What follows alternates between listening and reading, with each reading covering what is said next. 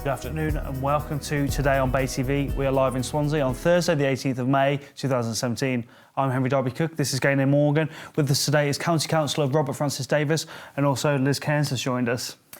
And sadly, we're going to have to start by remembering the former First Minister, Rhodri Morgan, who's died at the age of 77. Charismatic, intelligent, controversial. In an era of political soundbites, Rhodri Morgan spoke like no other politician. Rhodri Morgan, will you run again for leadership of the Welsh Labour Party? Do one-legged ducks swim in a circle? And yet, he was a political animal to his core, first elected to Westminster in 1987. But after the creation of the Welsh Assembly, he had his heart set on taking the helm in Cardiff Bay. After two failures to do so, it would be third time lucky for Rhodri Morgan in February 2000. Kevin Brennan worked as his special advisor at the time. And I think most of all, his great achievement was in bringing devolution into practical effect and helping it to grow and become popular at a time when it was on very shaky ground in those early years. During his time as First Minister, he would lead a Labour administration and enter two coalitions, one with the Liberal Democrats, the other with Plaid Cymru. In office, he pursued a strategy of putting clear red water between his ministers in Cardiff and Tony Blair's New Labour. Paying tribute, the former Prime Minister said Mr Morgan was an outstanding servant of Wales, the United Kingdom and the Labour Party. To his successor as Welsh First Minister, Carwyn Jones's mind, Wales hasn't just lost a great politician, but a real father figure. The late Rhodri Morgan. And of course, Rhodri Morgan was a non-executive director of Bay TV Swansea, so he was a one-off, wasn't he? A real character, yeah. Passionate about Wales, an excellent First Minister from 2000 to 2009, and a great for Wales, but a great friend of Swansea as well, you know, having lived at one time in Aberystwyth in Swansea. It was only a couple of months ago I was with Rhodri watching the Swans play a game, and he was in the box at the Liberty Stadium. But he was like any other passionate supporter, shouting and encouraging, and I think he was a people's person, you know, Rhodri. Light-hearted, sense of humour. As we saw in the clip earlier, you know, there's a one-legged frog swim in circles, you know. I think only Rhodri could come up with an answer like that. And he only just got away with it. But from a very strong Swansea family, his father was Professor Emeritus at Swansea University, wasn't he? And of course they were originally from Gleich in the Swansea Valley. That's right, and that's where I think his passion was still there for Swansea as well. He represented Cardiff and he was passionate about Cardiff, but he was equally passionate about Swansea and never missed an opportunity to come down to Swansea and represent all of Wales, and I think that's what made him such a good First Minister.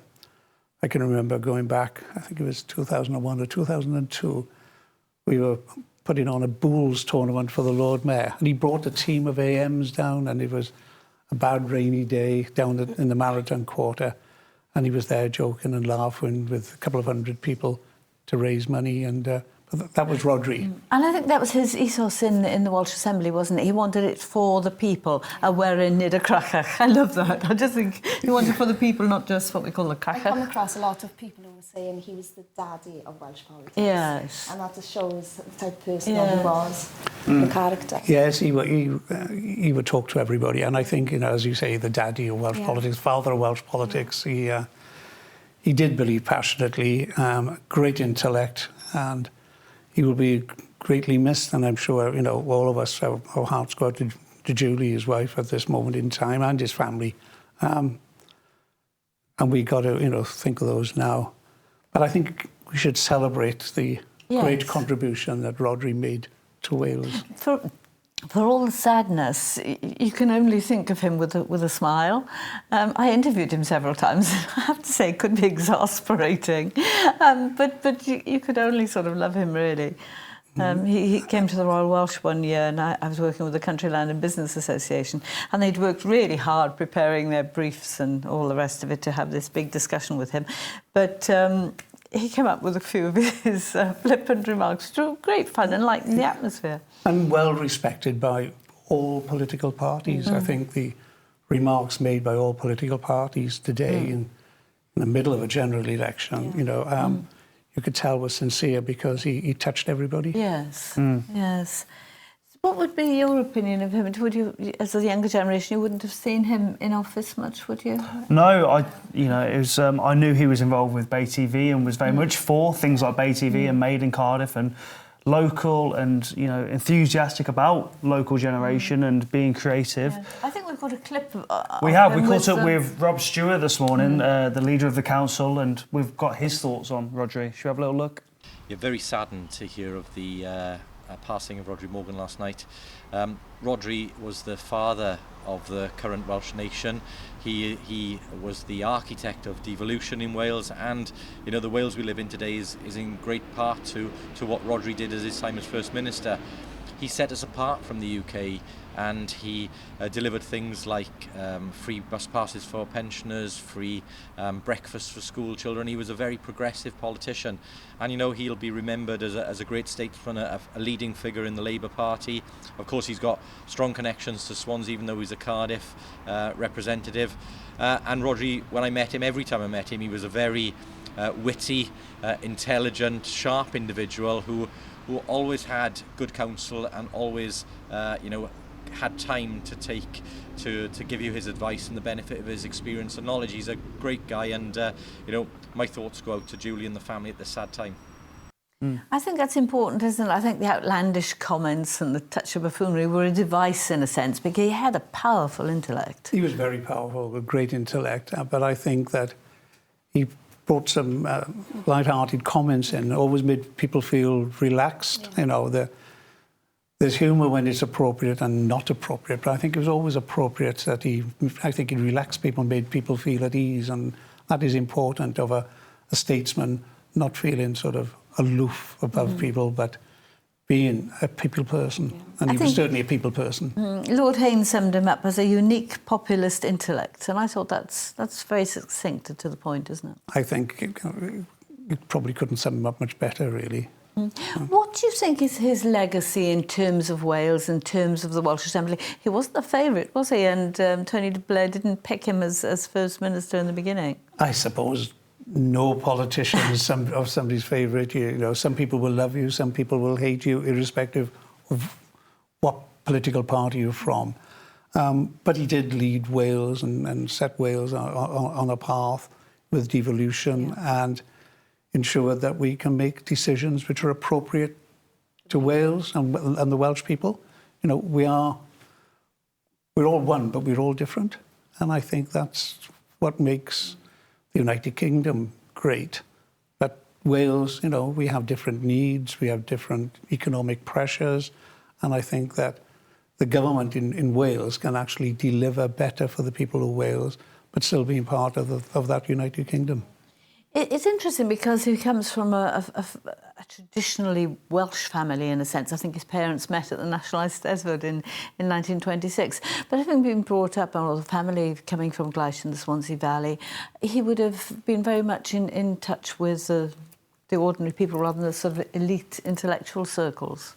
Well, he was typical Welsh stock, I suppose, of good intellect. When you look at modern-day libraries, for instance, they probably came out of the valleys of Wales with miners thinking, well, I go down a mine, but I don't want my children to, and so therefore they set up the welfare halls and got people educated. What we need is a greater education, and irrespective from what background people come from, delivering an education. I personally believe education should be free at source, and so that I think he drove all that forward. When I was in university studying, we had to do devolution of Wales, so obviously I came across his name quite a lot. And when they were saying that, what struck me when I was reading about him, that was the Welsh water, the red water, sorry. Yes. And that struck home. Yes. And there's many quotes, if I'd thought I could have brought them in, that were very poignant, and you could tell he fought for the Welsh people, and that was his aim. It's a lovely line, isn't it? Yeah. The clear red water, wasn't it, between Yeah. Wales and New Labour? Definitely. Perhaps summed up the relationship. But yes, we've lost a great champion, and I think he's always known as Rodri, isn't he? Yeah. That's the way he liked it. So anyway, after the break, we'll be looking at today's papers with Robert and Liz, and Syren will be playing some music.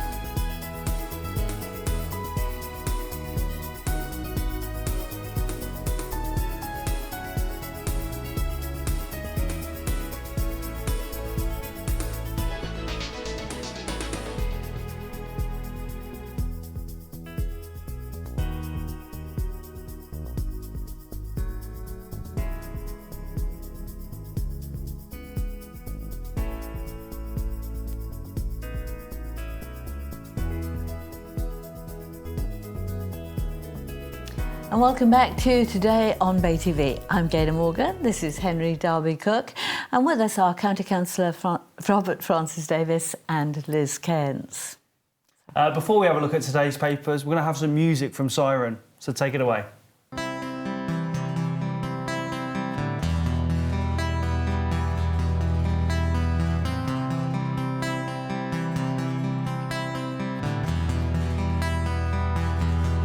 If you're gonna save the day and you're hearing what I say, you'll always be the one to give me everything.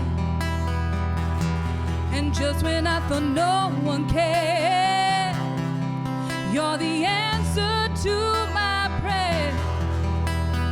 You'll always be the one to give me everything. And let me tell you, you know, I need a miracle. I need a miracle. It's more than physical than what I need to feel from you. And let me tell you, you know, I need a miracle. I need a miracle. It's more than physical than what I need to get me through.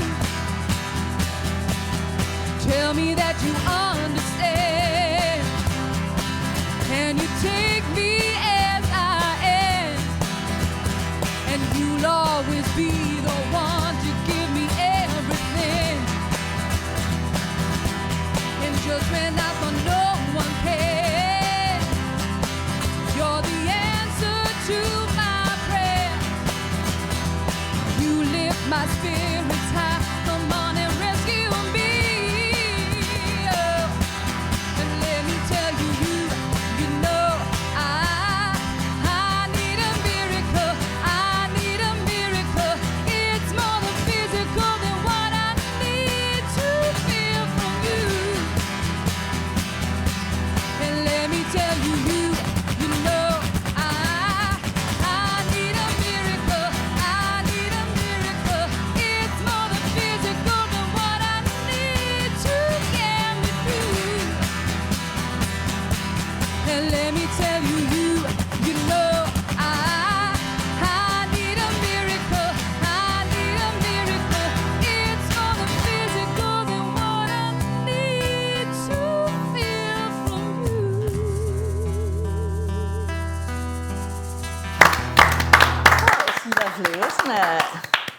Very good. Follow that, Liz. Oh, pressure. Right, I'm going to do a story first before I go into the main one, because I know once we start speaking, we probably won't stop, and obviously it's the Conservatives' manifesto, so I'm going to leave that quickly. In the Evening Post, they've said now that cameras are set to boost police and crime battle by over thousands of South Wales police officers, and which I was happy with, including community support officers, will be wearing cameras, body cameras. Now this is hopefully to decrease the violence and helping gathering evidence, because I know you said you've worked in different areas and that, and sometimes it's difficult to prove who is the innocent party. And it's also in an attempt to create more with the community and people and the trust, to build up the trust, and so that they... A lot of times people and communities do not trust the police, and this is their way now of enforcing that the truth will come out. So I'm hoping that it will help and it will deter the violence, because as soon as they know they've been recorded, hopefully that then will make them step back a bit. Yeah. And we'll see, and hopefully this will help. Do you think it'll help, County Councillor Robert Francis Davies? Well, yes. For 20 years I sat as a magistrate, and you would listen to cases where the defendant would be interpretation of what happened on a particular evening was one, and totally in conflict with the police. Now, if you've got a prime source of information where it is recorded at the time, it takes that doubt away from anyone, or the truth will come out, and I think that's what's important. I'm sure the police are there doing a job to make everybody in society feel safer in our own communities, and I think anything that can deliver that has got to be welcomed. Or some people will argue it's taken away some people's civil liberties. And personally, if you've got nothing to worry about, I personally don't care if I'm filmed or photographed. I think we're the most photographed country in the world, apparently. I'd be But thinking, is my hair it doesn't worry tidy? me. We are one big brother, aren't we? That's what they say now. But yeah, Yes, you're right there. If you are on the right side of the law, then you shouldn't really worry about being recorded. But I guess in recent years as well, there's been that flip side of where people are accusing the police of being dirty or kind of, you know, violent or abusive towards possible suspects. So I guess that cancels that out as well. Exactly. So on both sides, really, it should help. And like we said, just gain more trust on both sides. It's very important to feel safe on our streets. Yeah, definitely. And I'm glad, like I said, the community officers also, because they do get a lot of abuse. So I think that would be really great. And safety on their side for them as well. Right then. Conservatives' manifesto was obviously launched today. We have a video first that I'd like to show. Let's have a little look. A manifesto to see us through Brexit and beyond. A plan for a stronger, fairer, more prosperous Britain. A plan to seize the opportunities ahead and to build a country that our children and grandchildren are proud to call home. It is a detailed programme for government, rooted in the hopes and aspirations of ordinary working people across the land. But it is more than that.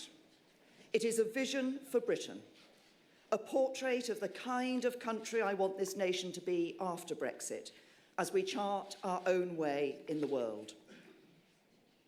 For at this defining moment for the United Kingdom, as we embark on this momentous journey for our nation, we have a chance to step back and ask ourselves what kind of country we want to build together. I believe that our United Kingdom can emerge from this period of national change stronger, fairer, and more prosperous than ever before. I believe we can be a country that stands tall in the world and provides leadership on some of the greatest challenges of our time. Can I ask you, County Councillor, what do you think of that? Well, I haven't had time to look at it. I would be happy if they could deliver a stronger, fairer, prosperous country. More stable? Do I believe it? More stable. Do I believe it's going to be fairer? No, I think the divide is just getting wider between the haves and the have-nots, you know, the poor and the rich, you know. And I think that divide is just going to get worse. I'm very concerned about the NHS. You know, we talk about the papers, but what I see on social media and what I read in the papers seem to be completely conflicting. Now, I think when the people are in charge of social media, I think you get a far more truer picture.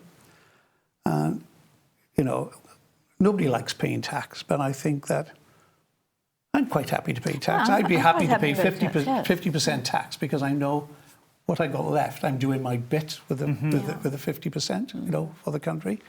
As long as the money is fairly used and sensibly used. It's got to be sensibly used, but what I object to, I think, is that the amount of people that are tax exiles, make huge profits from our country and don't pay taxes in this country. I think the people are fed up with that and the big bankers' bonuses when... And I don't mean the people who are working as cashiers in banks, you know, a lot of those have lost their jobs. Yeah, just to get back to the manifesto, I think the £100,000, you can keep £100,000 if you go into care. How relevant is that to people in Swansea? How many of us have got £100,000? Well, you know, I think I heard on the way here on the radio that your home will be taken into consideration. So most people probably have got 100,000 if they take the asset of their home. You know, something they've paid for all their life. They paid national insurance contributions all their life. We're getting the government saying, well, people want to be cared for at home, and I think generally most people do. But then when they're saying, well, you've got to pay for that benefit of somebody might be suffering, you know, early stages of dementia, having to get somebody to come in just to remind them to take their tablets. Now, and then going to be, I think I read, I know this is for England, £17.75 per hour to pay for somebody coming in. Yeah. And it's just to ensure that they take in the tablet. I think that is terrible way to deal with Interesting our older times, I think. generation. It's a bit of a Chinese curse, that, isn't it? We live in interesting times. Thank you very much. The Chinese do look after their... And thank you, people. Liz. Thank you. We'll be back soon. We're going in for a break. We'll be talking football.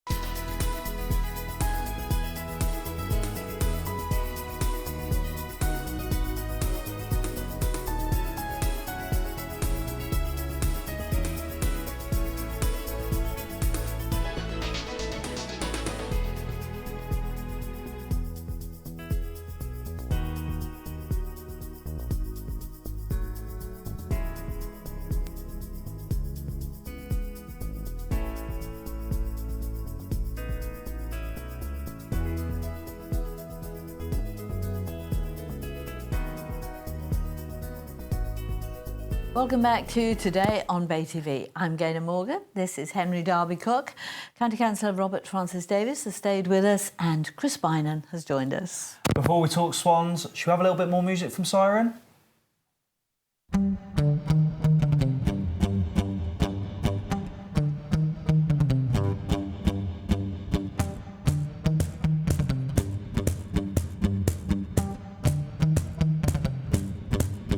Take a moment for yourself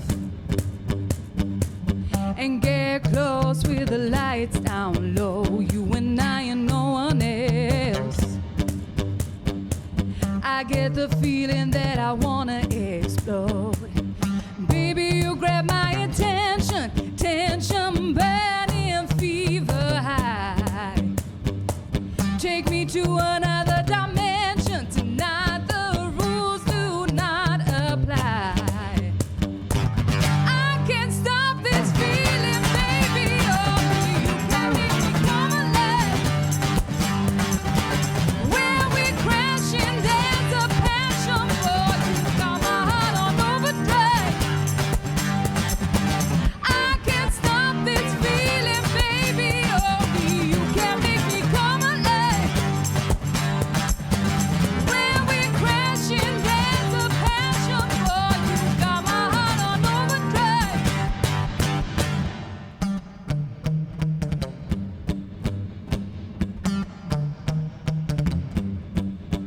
This is where I wanna be. Hands up, feel the bass in my heart. Give me faith and I will lead. I take the risk 'cause you're never too far. Right now I'm drowning in emotion. Caution flies right out the door. Baby, you're pushing this devotion. I can only ask for more. I can't stop this feeling, baby. Only you can make me come alive. Where we're crashing, there's a passion, boy. You got my heart on overdrive. Where my head is spinning, falling to the ceiling, I begin to come alive. Where we're crashing, there's a passion, boy. You got my heart on overdrive. I can't stop this feeling, baby. Only you can make me come alive. Where we're crashing, there's a passion, boy. You got my heart on overdrive.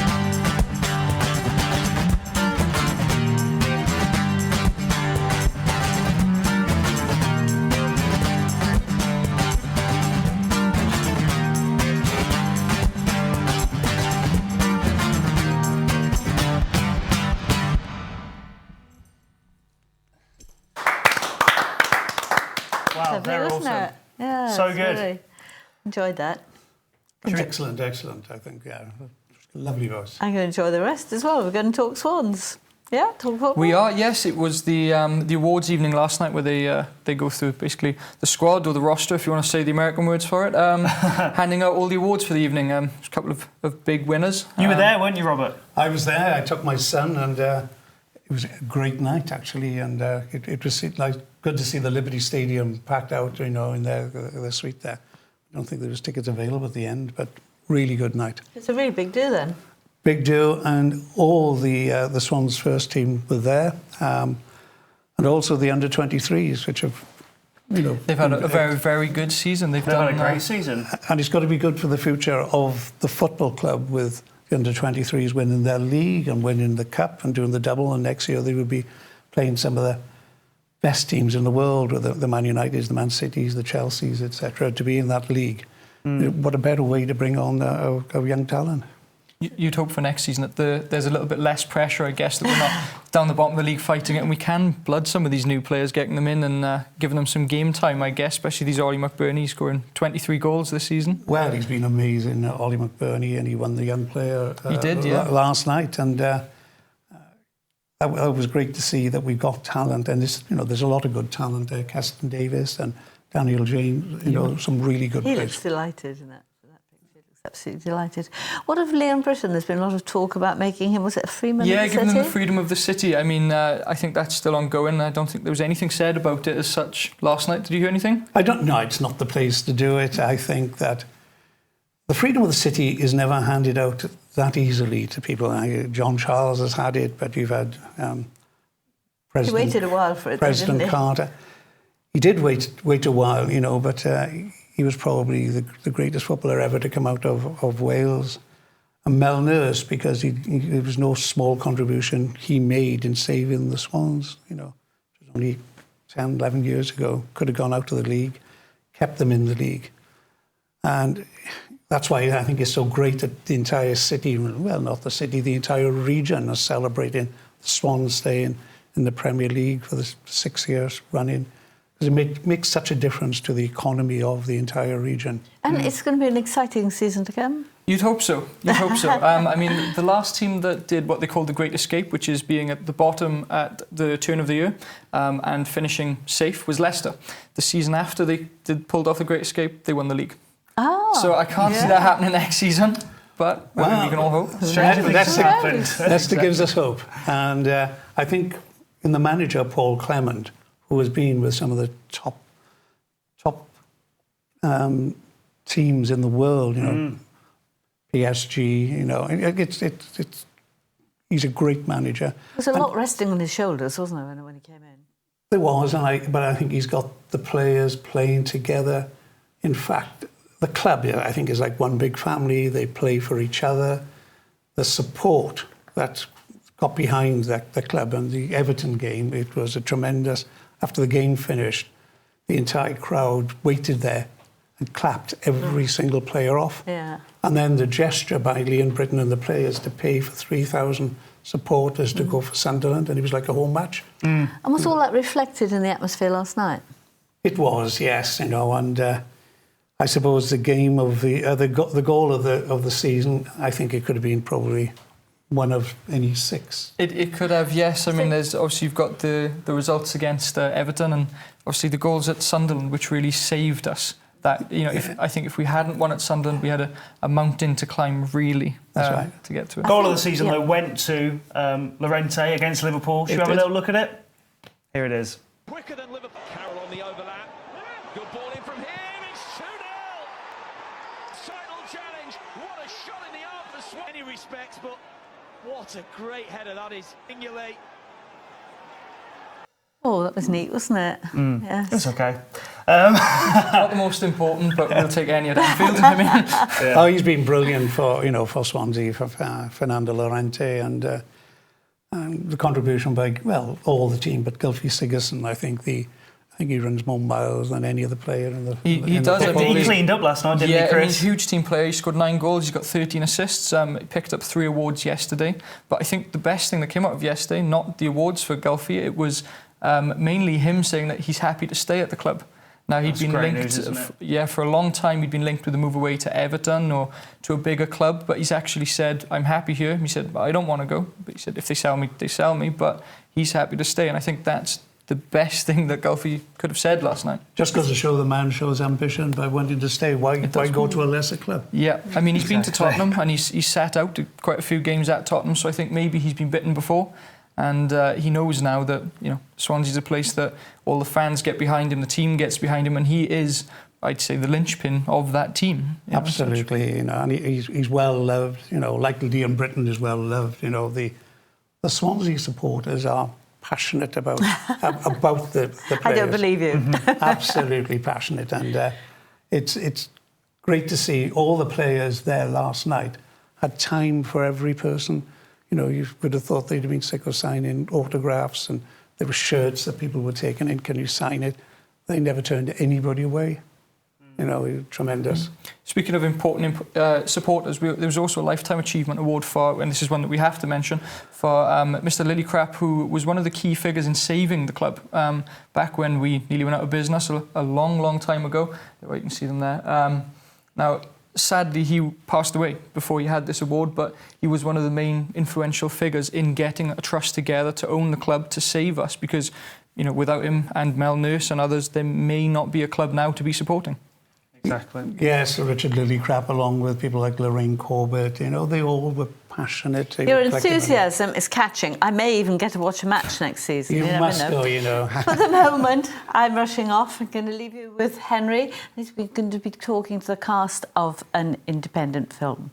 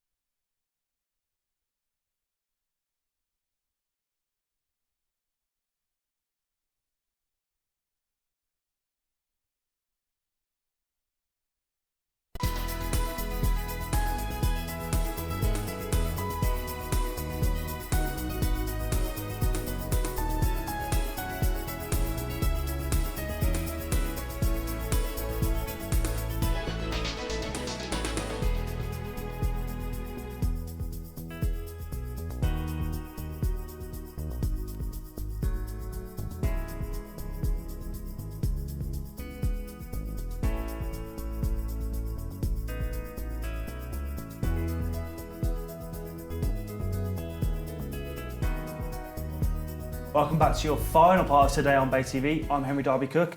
Gain has left me for some reason. She's not here. And we're with the cast of Off-World.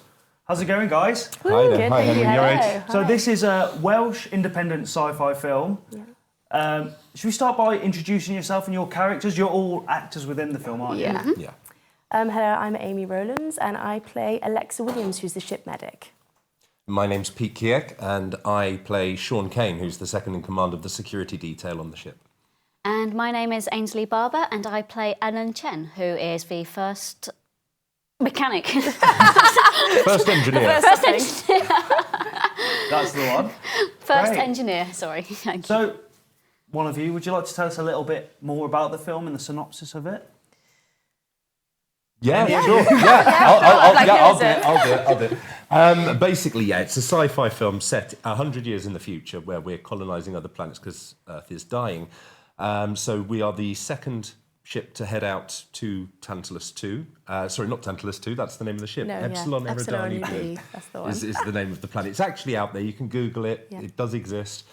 And basically we're on our way out there with 250 frozen colonists and a whole load of DNA samples. Now, the ship crashes, as always happens in a good British film. Yeah, it's not a spoiler. Happens at the start. Basically, we now need to, those of us that have managed to survive the crash intact, have to make our way, I think it's like a 3-day trek from the ship to the colony to be able to then get people to come back to be able to help with the new colonists. Yeah, trying to colonise more, take more people there, do more things. And obviously we've got dwindling supplies, dwindling tempers. Yeah. There's all manner of weird sounds of things are following us. Don't know what's out there. Yeah. And it's a survival story at heart. So it's focusing on the journey of these survivors. Awesome. Well, let's go back to what I said when we opened. It's an independent Welsh sci-fi film. Yeah. So homegrown. For anyone at home that doesn't... We all kind of hear this independent film, indie film thrown around now, but can one of you tell us exactly what an independent film means? Yeah. Sorry, Amy. Yeah, you go ahead if you want to. Well, it wasn't. It's not been backed by any major production company in the way that a normal big, sci-fi film or feature film would be. We actually got our funding mainly from Kickstarter. So we originally started saying, we want a couple of thousand, we want to make this feature film, and we were shocked by the response we had. People from Japan funding us, people from Australia, Canada, America, all over the world saying, oh, we love the sound of this sci-fi film, we want to get involved, and we actually ended up having £10,000 at the end when we set out to have like 2. We were like, wow. That's awesome. So Kickstarters, you get, is it perks according to how much you give? So rewards, what were the perks, the incentives? There were lots. Set visits. Yeah, that was the top one, wasn't it? A set visit and all the other things. Which was great because one of the guys who actually came on the set visit came. Firstly, he drove up just for the day all the way from Hampshire, just to come and see us. Yeah. And because of the distance that he travelled, we needed for one particular scene, we needed somebody to be there. Yeah, we can't say. And so we said to him, look, you've come all this way. Do you actually want to get in on it? We're not going to see your face or anything, but do you want to get in on it and be a body in this scene? And he was like, yeah, sure, I'd love to. So we actually got a chance to be in it as well. We had Heffin David, the AM for Caerphilly, I think it is. Okay, yeah. He came up onto the set. We had some students came up to come and visit us as well. We had a couple of set visits, didn't we? Other Kickstarter backers, they've all got like sort of signed photos. They'll get copies of Blu-ray or DVD. Yeah, that's one of the things that even though whenever happens the release, whether it happens at the end of this year or later, they still get their DVDs because obviously that was part of the backing after a certain amount. But little things, even if you just pledged a $5 or something, there were badges and I think there were T-shirts were there. Yeah, caps. There were lots of different rewards. It was really good. And we had all sorts of bits of like this merchandise available for sale because we went we appeared at several conventions. Including the Geek Fest in Swansea that happened recently, the one that happened in Newport last year. We're there again this year. Cardiff Film and Comic Con down at the Motor Point in Cardiff. And we've been selling merchandise actually at the, I don't know whether it's happened at any of the others, but I know when we were at Cardiff Film and Comic Con, we actually had people asking us to sign the posters. The film's not even out yet. Yeah. Wow. You know, and at the time, the film hadn't even been made. We hadn't shot it or anything. And people were asking us to sign T-shirts and sign jackets and hats and posters and things. Yeah. So, you know, so we were like, okay. We already started like signing stuff, and it's been brilliant. The response from the public's been absolutely brilliant, and we hope we've lived up to what they're expecting.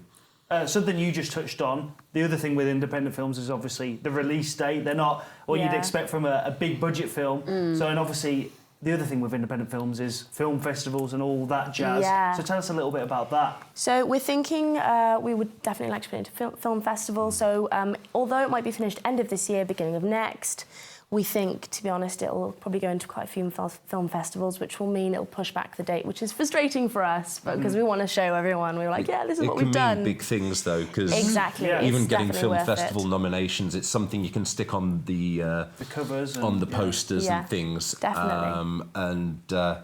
It's all extra prestige. It is, you know, isn't it? and you know, it'd be nice to sort of like score extra bonuses off the back of that as well, which would be lovely. But it'd just be great to be in the festivals as well. Yeah, definitely. We recently went to the Cardiff Independent Film Festival to go and start speaking to people, and it's definitely something I think we'd love to be part of. So hopefully next year.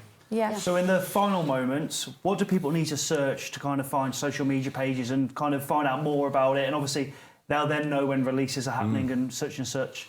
Well, we've got the main Facebook page, which is, if you put in the little @ symbol Off-World Film, you can find us on Facebook there. We've got the Twitter as well. Twitter, Instagram, Facebook, as Ainsley said, you just put hashtag Off-World Film, all one word, and certainly across those three you'll find us. And you can then keep up to date with everything there. We update quite regularly. So through that, and obviously that we get updates, and then obviously on the Kickstarter we put on things as well to keep everyone updated on that. Well, thank you very much for coming to join us at Bay TV today. Thank you very much. And thank you to all our other guests today, and especially our viewers for watching us, and those who have tuned in for our Talking Pictures afternoon matinee coming up next on Bay. Today, it's the 1960 comedy Mad on the Moon. And with that, all I've got left to say is take it away, Syren.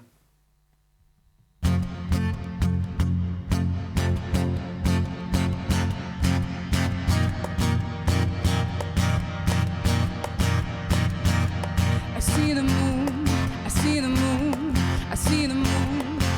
Oh, and you're looking at the sun. I'm not a fool, I'm not a fool, I'm not a fool. Oh, you're not fooling anyone.